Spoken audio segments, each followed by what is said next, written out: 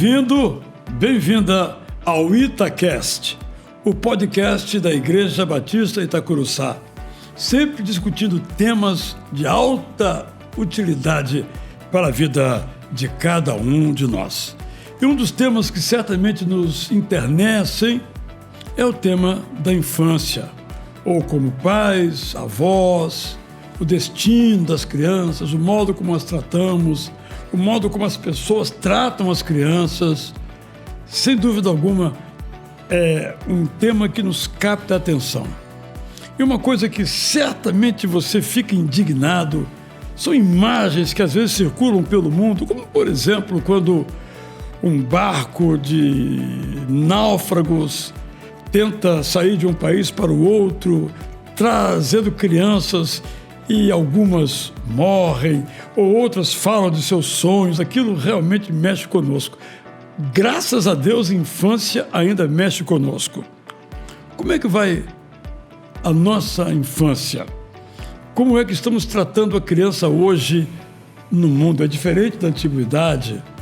Quais são as demandas, as necessidades das crianças? Então, nós convidamos para o nosso podcast hoje, aqui no Itacast, dois especialistas em infância, no mundo e no Brasil. Eles trabalham para uma organização chamada Child Fund, ou Fundo para Crianças, que atua no mundo inteiro. Eles vão falar sobre isso. Mas eu quero começar, Mateus, com uma pergunta. Ser criança hoje no mundo está fácil ou está difícil?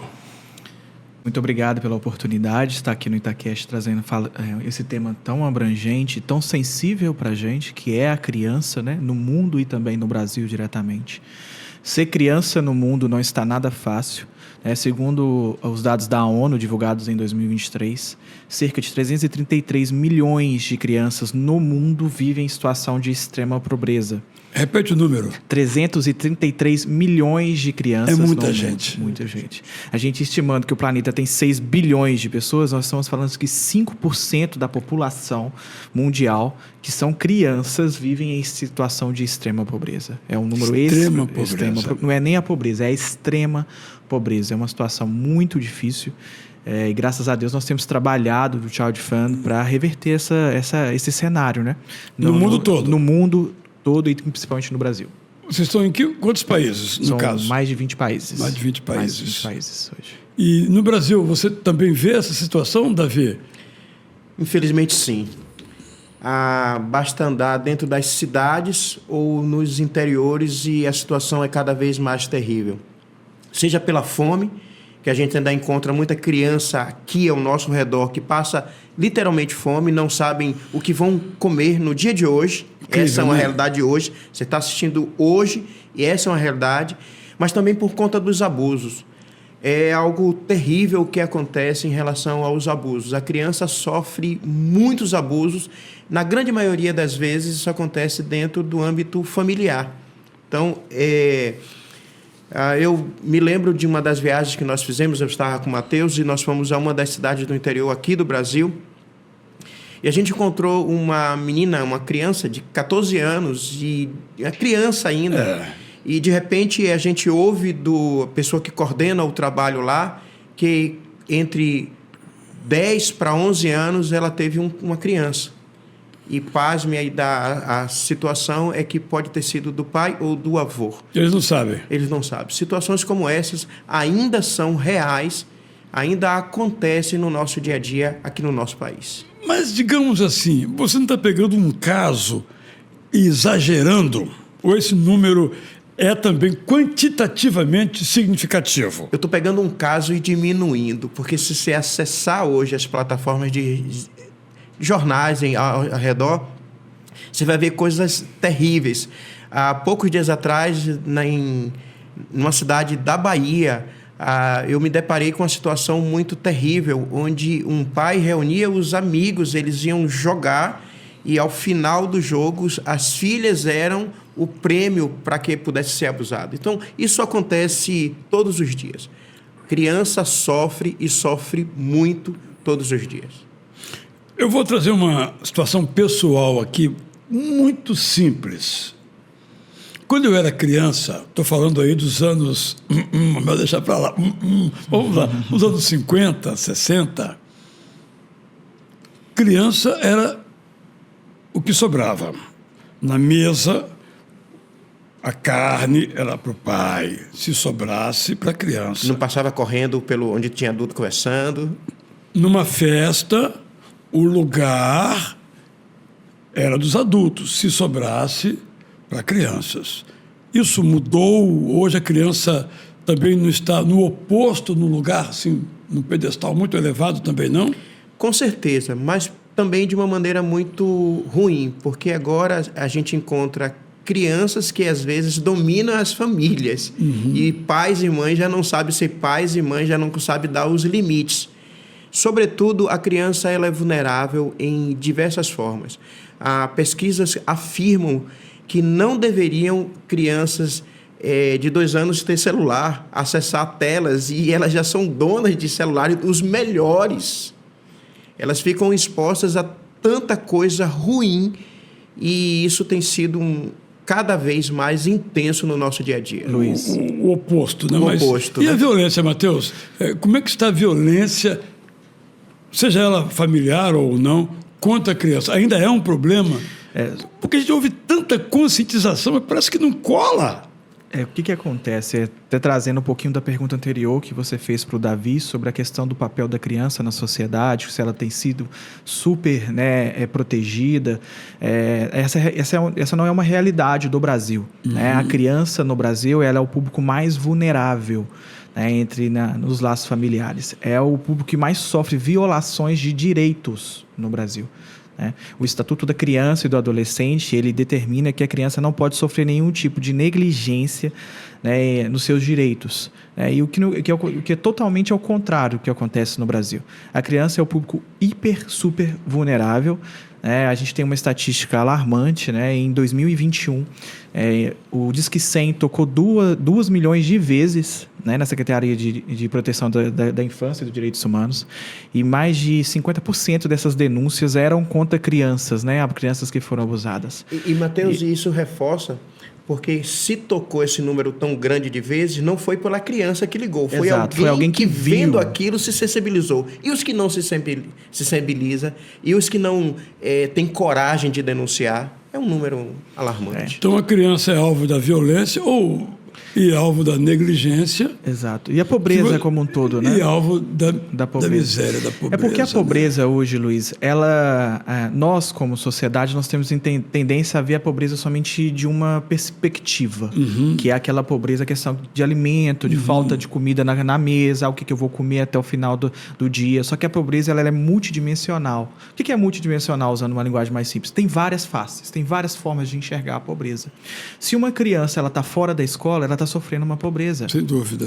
Se uma criança está sendo negligenciada, se falta saúde para ela, está sendo uma pobreza. Se falta saneamento básico, é uma pobreza. Então, são pobrezas multidimensionais que nós temos no nosso país, até que abrangem. De brincar, né, Matheus? Isso já está... isso é algo que também é uma pobreza. No Brasil, o que vocês estão percebendo sobre a escolaridade? Nós estamos, vamos ser sinceros, pode ser sim ou não, nós estamos melhorando a educação básica. Qual é a percepção de vocês que andam pelas comunidades, tanto urbanas quanto rurais? Nós estamos melhorando nesse quesito ou não? Direto e reto. Você tem 2 realidades. Você tem uma realidade da escola no centro urbano desenvolvido, onde você tem algumas obrigatoriedades de participação da criança para receber alguns benefícios governamentais, que incentiva mais a criança a estar participando da escola, mas você tem a realidade também dos sertanejos, né? Dos sertões, dos interiores do Brasil. Aí é onde que muitas das vezes a criança tem que fazer algumas escolhas entre ir para a escola ou trabalhar para ajudar a família desde muito cedo. E aí que entra o Child Fund. A gente quer mudar essa realidade. Mas são 2 faces. Uma é o centro urbano, outra é a questão dos interiores. Então, a gente está no meio termo. Eu diria que no Brasil, a educação ela já é algo obrigatório. Temos muitas crianças, né, nas escolas, nas regiões centrais, nas regiões urbanizadas, mas o interior ainda é um grande problema. porque realmente aí, às vezes falta infraestrutura do próprio governo mesmo de implantar uma escola, ou quando implantar uma escola, dá a capacidade da criança ir para a escola. Às vezes a gente tem crianças... Distância, né? Exatamente, tem crianças que percorrem 10 a 20 quilômetros. No nosso projeto, nós temos crianças que percorrem 10 a 12 quilômetros para ir para a escola. Né? Enquanto a gente vive uma realidade hoje que uma criança mora do lado da escola na região, nas regiões urbanas. E aí é muito necessário que o poder público entre com uma atuação direta para apoio desse desenvolvimento escolar. Então, quando você chega no interior e vê essas crianças que moram longínquamente da escola, você afasta o público, afasta a criança da escola, então ela tem uma outra realidade. Inclusive porque quem incentiva o filho a ir à escola são os pais e as mães. E se o pai e a mãe já não teve essa cultura, não teve a oportunidade... Mas é um ciclo permanecendo, né? Que muda a mentalidade. Mas, Davi, e sobre o trabalho de crianças? Nós temos melhorado nesse quesito também? Ou a situação ainda é preocupante de tão cedo as crianças irem trabalhar? O fato é que o avanço é real, mas o problema ainda existe. A gente ainda encontra crianças dentro... E eu não precisa ir para longe, não. Às vezes, cidades coexistem com problemas muito graves. E elas precisam, sim, ajudar os pais a manter, a poder trazer o pão de cada dia. E por que a criança muitas vezes é usada?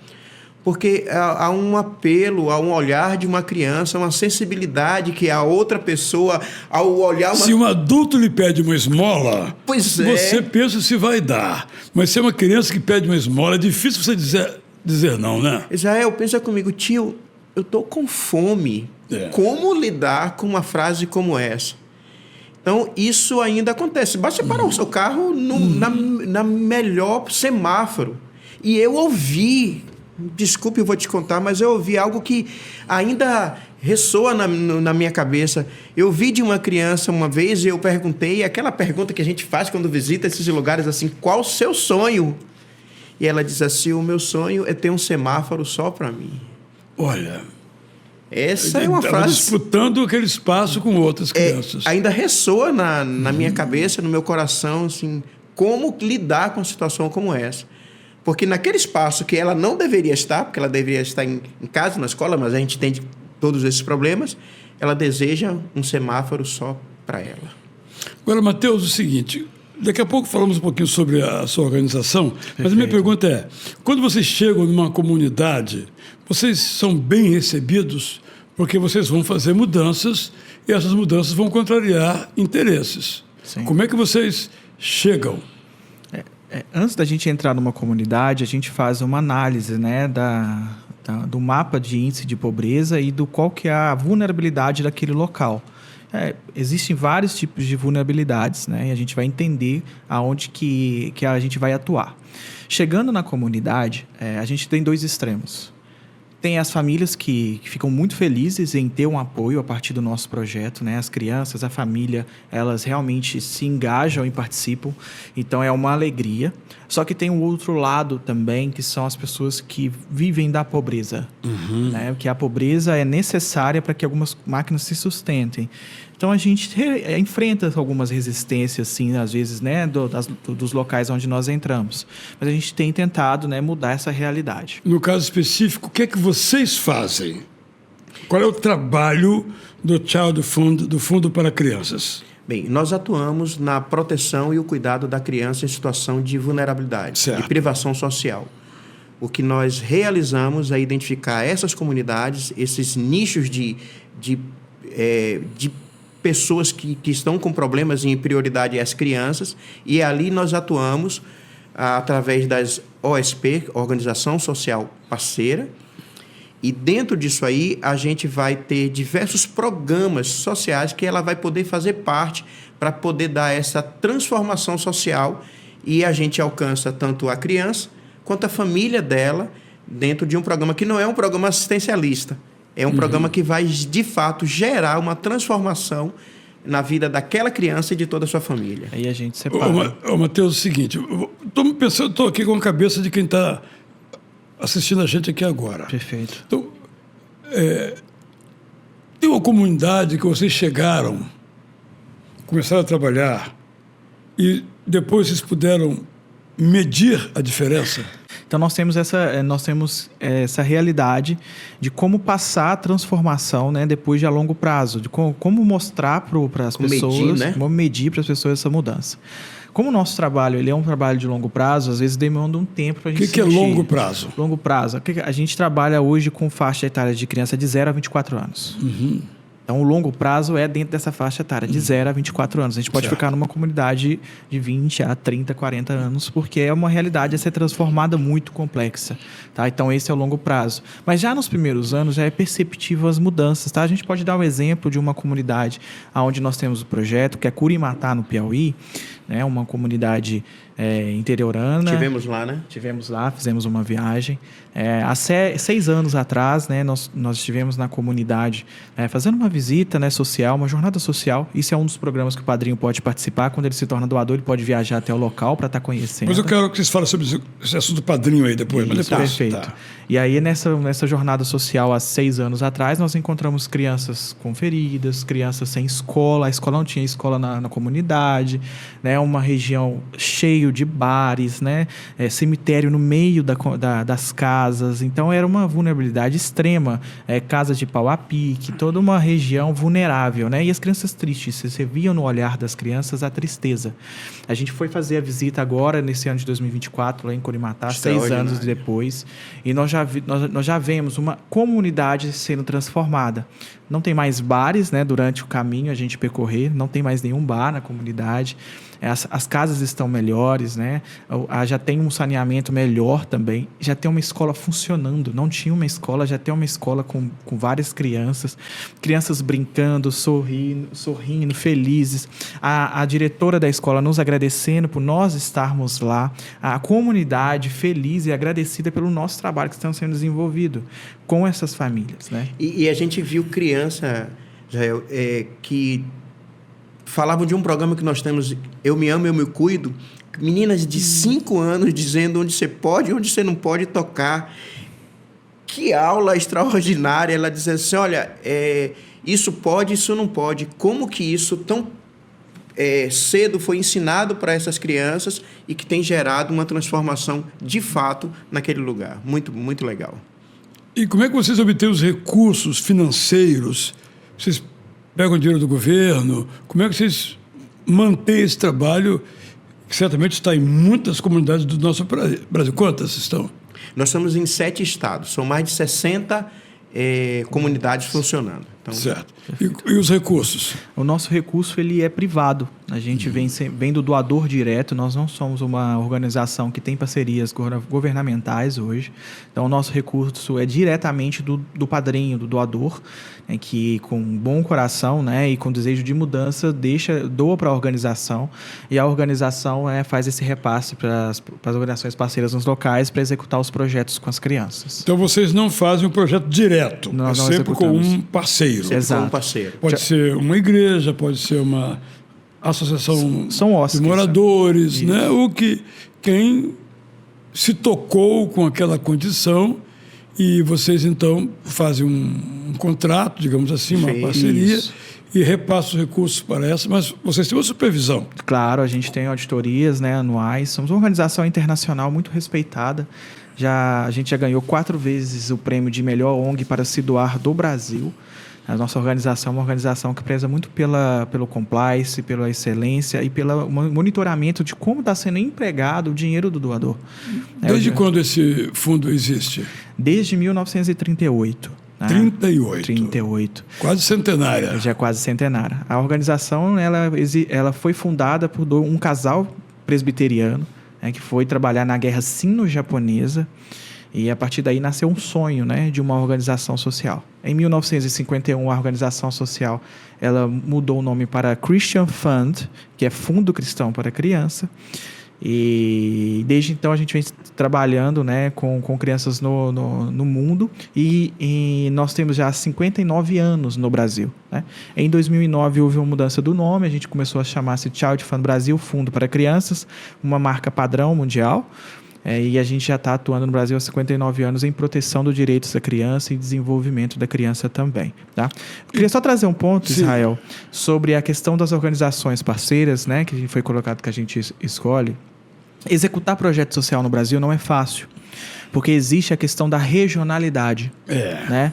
E a gente ir para um estado, por exemplo, no interior do Piauí, nós estamos indo para o extremo do norte do país, lá em cima, é muito difícil você encontrar uma organização, por exemplo, do sul e levar para lá, ou uma organização do nordeste e levar para lá. Então, como que nós fazemos? Nós buscamos a melhor organização de lá, e que já está inserida no contexto e que entende as mazelas sociais para executar os projetos. Então, é uma assertividade também que nós fazemos. Além de fomentar a economia local também. Sem dúvida. Porque você além de estar tendo uma organização, pessoas trabalhando conosco, em prol do bem, é um trabalho em prol do bem. Então, você está além de ganhando, né, fomentando a economia local, além de você estar trabalhando também o bem e o desenvolvimento daquela cidade. Tá? Como vocês trabalham com doadores, minha pergunta é a seguinte: esse movimento doar está em decréscimo? As pessoas são mais desconfiadas, mais egoístas, doam menos? Como é que vocês veem esse retrato mundial e brasileiro? Não, as pesquisas no Brasil informam o contrário, que cada vez o povo brasileiro doa mais. Quanto mais transparência, quanto mais ele sabe o que está sendo feito, mais ele se compromete em doar. E uma coisa muito boa é poder dizer que nós passamos por 3 auditorias anuais. Nós publicamos todo ano o relato de sustentabilidade, que já está publicado no site, e qualquer pessoa tem acesso a saber o que estamos fazendo e como estamos fazendo. Então, isso dá credibilidade para a gente poder dizer para o padrinho e madrinha, como nós sabemos, porque o conceito aqui ele até amplia essa palavra do doador, ele vira um padrinho e madrinha, porque a partir do momento que ele encontra uma criança, menino ou menina, para poder apadrinhar, é feito todo um contexto de relacionamento. Ele recebe uma cartinha da criança que ele apadrinhou, vai direto para casa, ele também pode mandar uma cartinha. Ao longo do tempo, ele pode fazer uma teleconferência com essa criança direto de lá, de onde ela mora, direto para sua casa, usando o seu aplicativo, celular ou qualquer coisa mais. E tem a jornada social, que é algo extraordinário. É quando aquela igreja ou comunidade, aquelas pessoas podem visitar a criança naquele lugar. É algo extraordinário.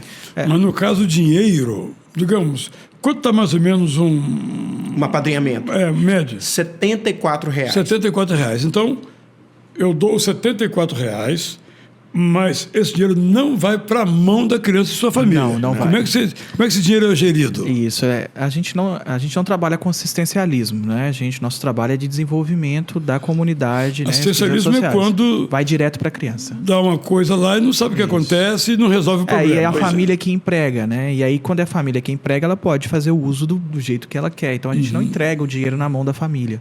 Tá? Então, a gente trabalha com dinheiro indo para os projetos. Né? O recurso ele vem para o Child Fund Brasil, né? Vem para a nossa organização, aqui que a gente faz a gestão, e esse recurso é repassado para as organizações parceiras. Então, se você apadrinha uma criança de Curimatá, no Piauí, o recurso vai para o fundo que vai ser repassado para Curimatá, no Piauí. Tem a pessoalidade do recurso para onde vai. E vai abençoar não só aquela criança, mas todas as crianças inscritas. Todas as crianças. Inclusive as que não têm padrinhos, tá? A gente não deixa de assistir. Mas a criança que faz uma cartinha, eu estou aqui, né? Isso. É claro que plastificado, não vai desse jeito bonitinho assim, né? Mas uma criança que faz uma cartinha dessa, não tem ela a expectativa de ela receber o dinheiro? Então, ela recebe tanta coisa a partir de quando ela está dentro de uma dessas organizações, que aquele recurso, ela consegue traduzir por tantas coisas que ela faz parte. Então não há essa expectativa, digamos, nem do padrinho. Eu acredito que, fazendo meia-culpa, existe uma expectativa, sim, de um pouco da família, mas isso é uma coisa que a gente busca desconstruir no início. Pois é. E quando a família vai participar da inscrição para o projeto, tá? Inclusive do padrinho também, porque há uma expectativa, às vezes, que o padrinho está mandando dinheiro direto para a criança, né? E não está indo direto para a mão da criança. Porque a família, ela não tem, às vezes, a instrução para aplicar bem aquele dinheiro. E aí ele pode ser mal aplicado. E um recurso indo para o fundo, a gente consegue repartir esse recurso em várias outras partes para atender várias crianças ao mesmo tempo. Então, a gente consegue implicar uma aula de esporte, um pacote de trabalho, desenvolvimento, informática. Nós inauguramos lá em Curimatá uma sala de informática na comunidade. Computadores tops, eles têm internet em alta velocidade, um programa de conhecimento. Então, assim, muito bom. Agora eu vou entrar numa área aqui um pouco, talvez, pantanosa. Vamos lá. Eita. Porque os programas sociais governamentais, Perfeito. Bolsa Família e outros programas, o dinheiro vai para a família. Perfeito. E nem sempre, é uma pergunta para vocês, acontece a transformação esperada. A maioria das vezes não, né? Na verdade, a gente vê famílias que se escravizaram e tornaram seus filhos escravos daquele processo por algum benefício, recurso, mas que não gera transformação.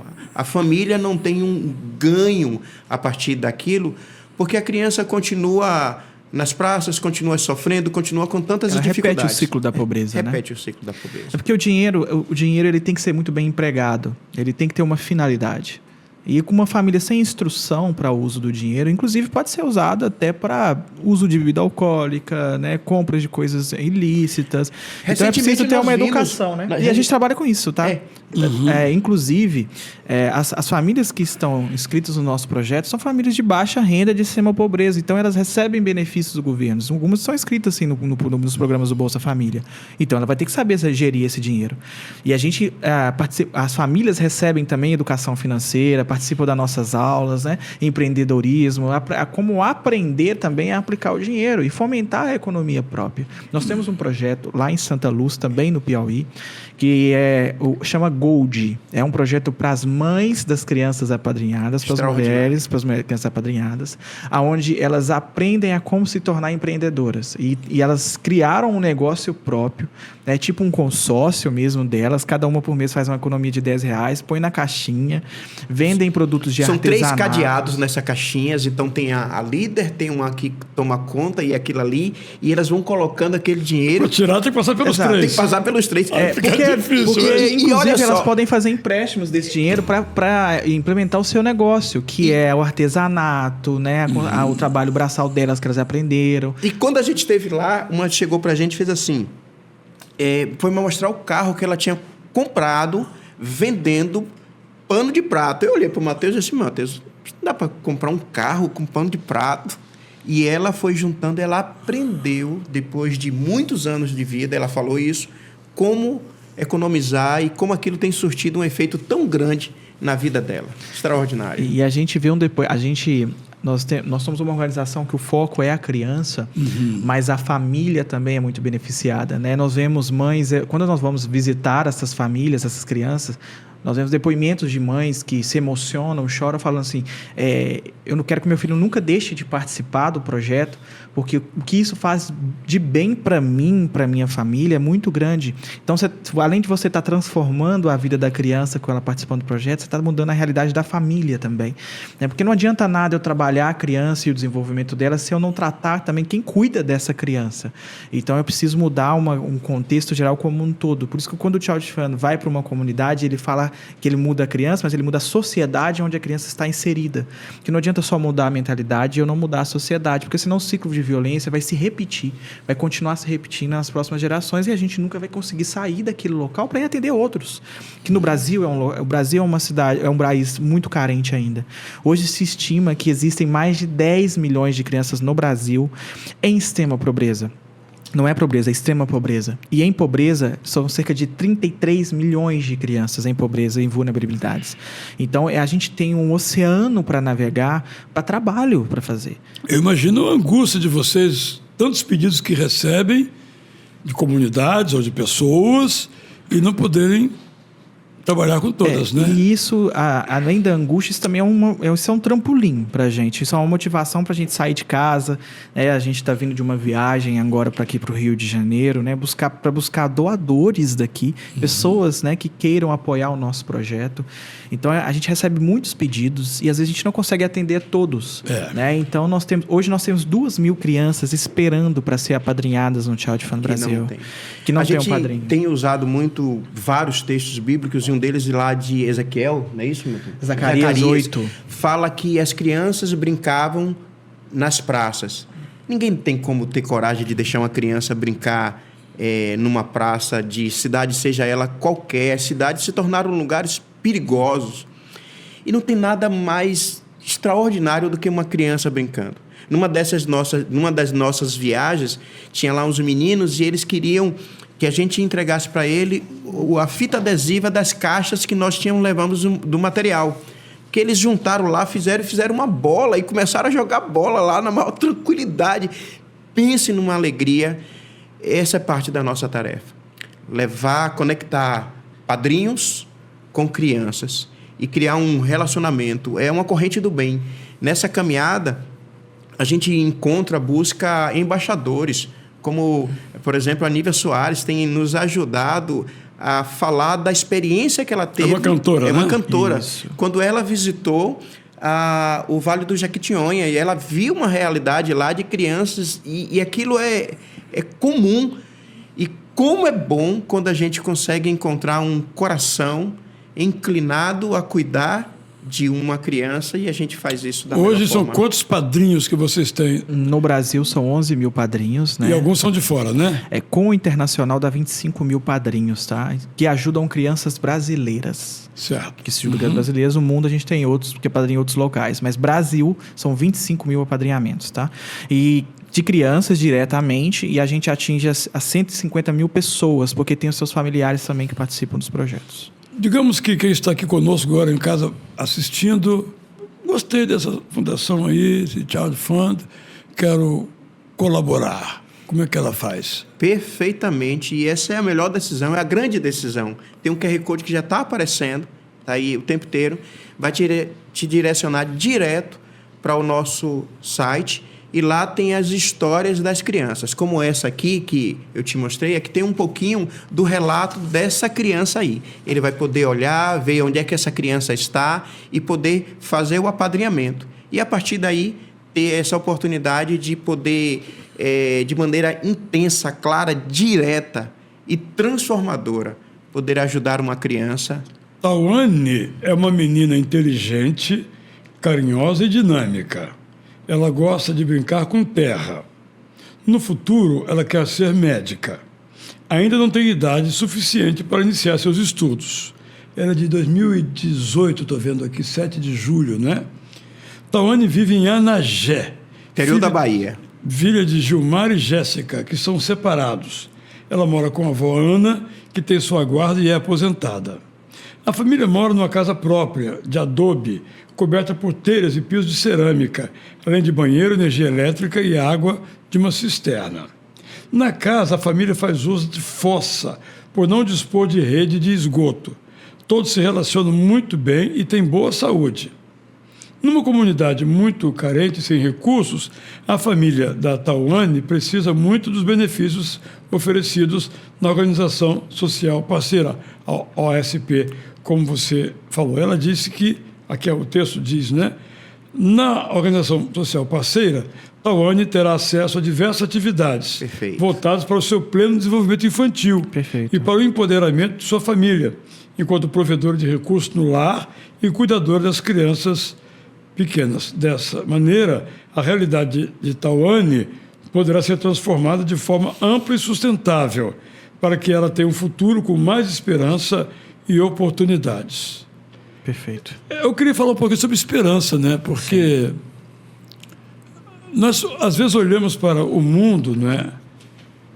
A África, parte da Ásia, Brasil, parte do Brasil, e a gente tem a impressão que a situação não melhora, não é? Tem a situação, então, que não há esperança.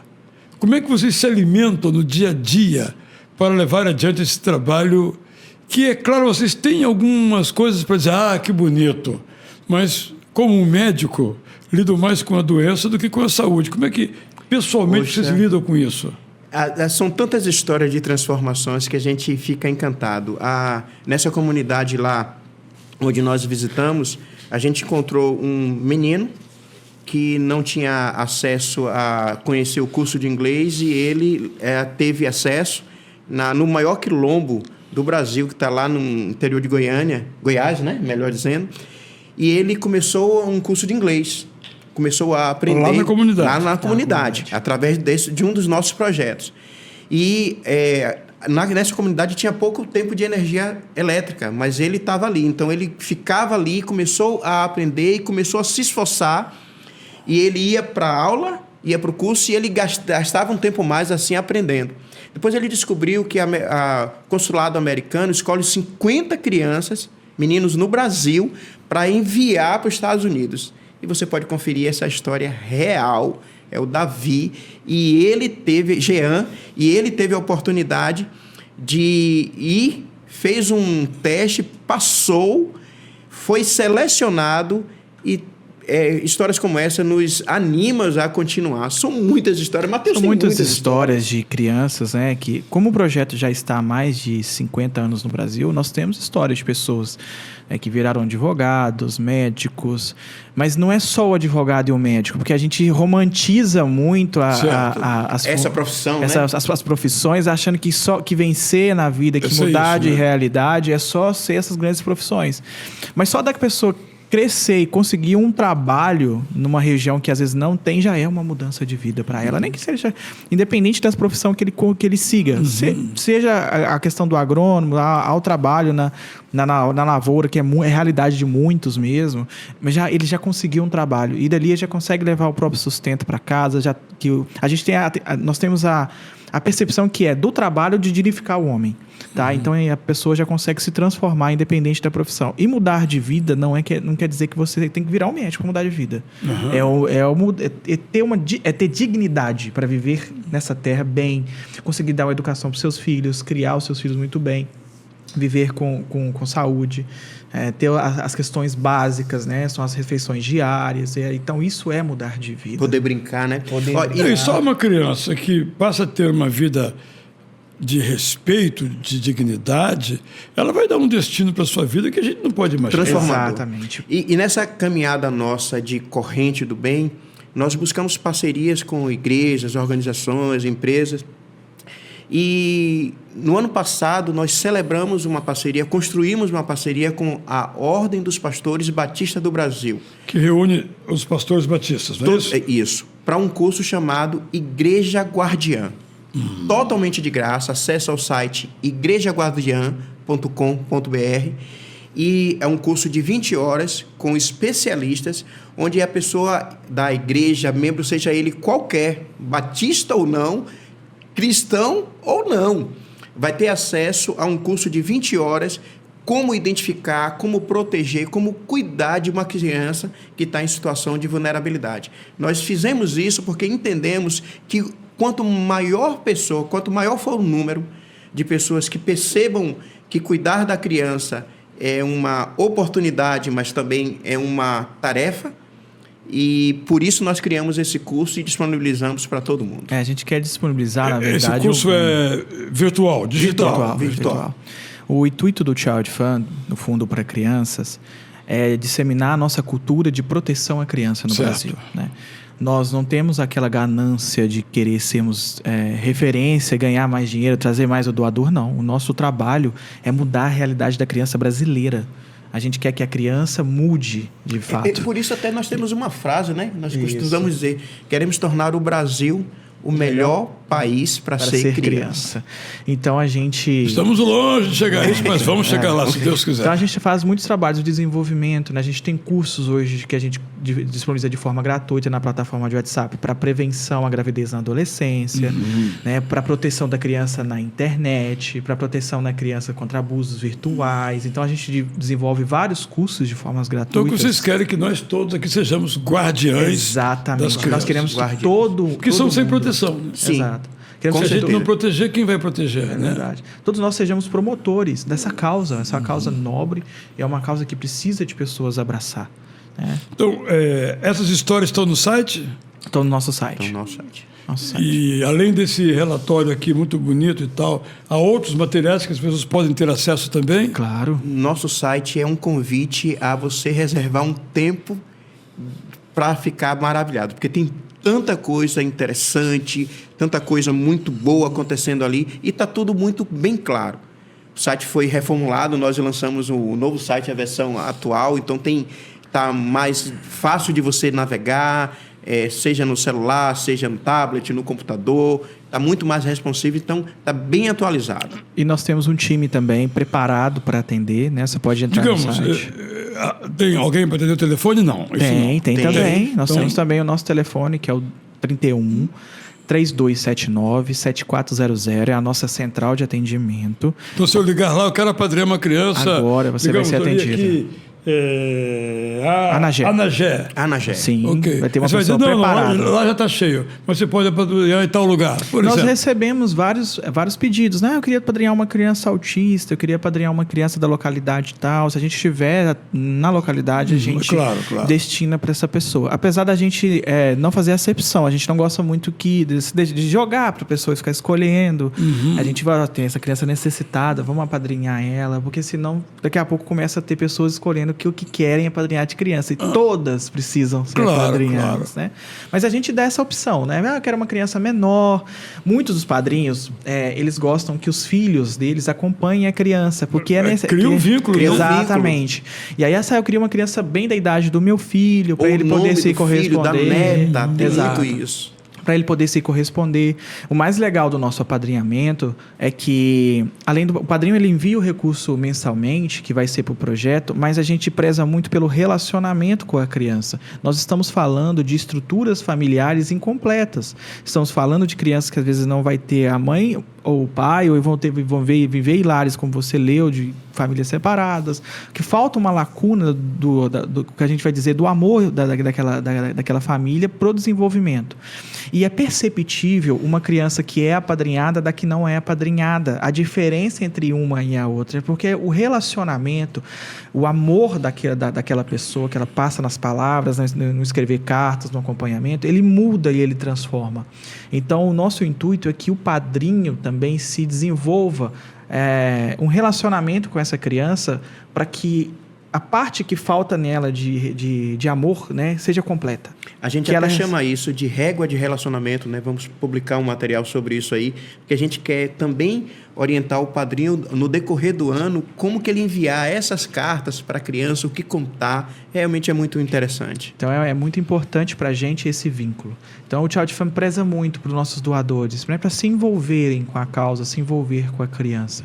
O recurso é maravilhoso, é o que faz mover, né? A gente não consegue executar projeto social sem enviar o recurso, mas é importante também um relacionamento para a transformação. A minha pergunta final é a seguinte: Jesus Cristo disse que aquele que abençoa é mais abençoado do que aquele que é abençoado. Como é que vocês experimentam isso? Isso é verdade? Qual o benefício, claro, não material, mas qual o benefício que um doador tem na sua vida? Olha, eu vou falar de mim. Eu apadrinho uma criança, coincidentemente, de Anagé, é o Jean. E um dia desse eu estou saindo de casa, tinha um compromisso, o correio para na porta e era a carta do Jean. Eu olhei para o compromisso e disse assim, aguarde um pouquinho, eu preciso ler essa carta. E ele estava falando do dia dele. Ele tinha um sonho, ganhar uma bola de futebol. Um sonho tão pequeno, mas assim, tão fácil de realizar. E eu fui para o meu compromisso depois, falei para a pessoa, desculpe, cheguei um pouquinho atrasado, porque eu precisava ler a carta que o Jean mandou para mim e ele quis... Com ou sem a bola? A bola já foi. A carta, ela pediu uma bola. Eu pedi a bola. A gente tem um momento... Você deu a bola para ele? Deu no presente, no aniversário Então tá bom, dele. então tá resolvido. O padrinho pode mandar o dinheiro também direto para a criança, tá? Nesse caso específico. Presentes, né, são datas especiais, Páscoa, Natal, aniversário, Dia das Crianças. O padrinho e para você, mandar. como é que ser abençoado ou abençoar soa para você? Olha, isso é uma realidade que acontece no dia a dia, tá? Os padrinhos são impactados de forma exponencial e verdadeira. Eles sentem a diferença na sua vida, principalmente em mudança de como ser como pessoa, valores. Eles se sentem fazendo, como você citou o que Jesus Cristo disse, eles se sentem fazendo uma obra para que foram chamados, que é pregar o amor ao próximo, né? O segundo maior mandamento, depois que Jesus mudou. Então ele se sente realmente fazendo esse trabalho e gera uma transformação nele. A gente tem um testemunho de um padrinho. Ele veio inclusive ele é de um parceiro nosso de uma igreja. Ele tem uma empresa, ele é padrinho de algumas crianças, né? E chegou umas cartinhas para ele das crianças e a cartinha estava na sala dele de reunião. Ele estava fechando um negócio com o governo para a empresa dele e ele já estava decidido que não ia dar certo. Não ia dar certo. Aí chegou as pessoas, tudo, começou a reunião e ele fez uma apresentação institucional e ele é um parceiro nosso, né? E ele apresentou o projeto do Child Fund, que ele é padrinho, e ele tinha as cartinhas das crianças que ele é padrinha. E as pessoas pediram, posso ver a cartinha? O pessoal que estava para fechar o contrato entregou para elas. As pessoas abriram a carta, leram, se emocionaram com o que as crianças escreveram e mudou o rumo da reunião e ele fechou o negócio. É algo que já estava... Houve uma virada de mesa, tudo por causa de um relacionamento. Uma semente que foi plantada na vida de uma criança que ele colheu de forma física. Esse ele sentiu na ponta, né? Mas muitos colhem também de forma espiritual, também do amor, do seu desenvolvimento como pessoa. Os filhos dos padrinhos que se correspondem com as crianças, como eles aprendem valores de amor e de proteção ao outro, de amor à criança, em respeitar as crianças, respeitar o coleguinha, a educação que isso passa, né? Esse sentimento de solidariedade. A gente está transformando uma sociedade através desse projeto. Então é algo muito bonito e é concreto e a gente percebe todos os dias. Todos os dias nós temos inúmeros depoimentos de pessoas, como isso transformou a vida delas. Então, eu acho que é um convite que eu faço para todos, né? Venha também transformar a vida de pessoas. Se você quer ser um agente de transformação, se você quer levar o amor ao próximo, se você quer mudar a nossa sociedade, se você é uma pessoa inconformada com o que nós vivemos no Brasil hoje, apadrinhe uma criança. Cuide de uma criança, seja a esperança dela. A gente falou de esperança, né? Sim. Essa é a esperança. A esperança é aquilo que a gente não pode ver, né? A gente tem fé que algo vai acontecer no futuro, mas a gente não vê, mas tem fé. Sim. Então isso é a esperança. Então tem a esperança que nós podemos mudar a realidade do nosso Brasil. Nós do Child Fund, todos os dias nós temos esperanças. Quando eu vejo as crianças, 2.000 crianças esperando para se apadrinhar, eu não consigo não ter esperança. É isso essa é a motivação. Como que eu não consigo não parar de fazer? Porque eu vejo os rostinhos que precisam. Então é o que nos motiva, o que nos entrega e nos faz ter esperança de um Brasil melhor. É o nosso gás. Então nós temos muita esperança e eu quero que você também que está vendo essa live se una com a gente, tenha essa esperança, faça essa transformação. Muito obrigado a vocês. Esperamos que continuem firmes nessa jornada.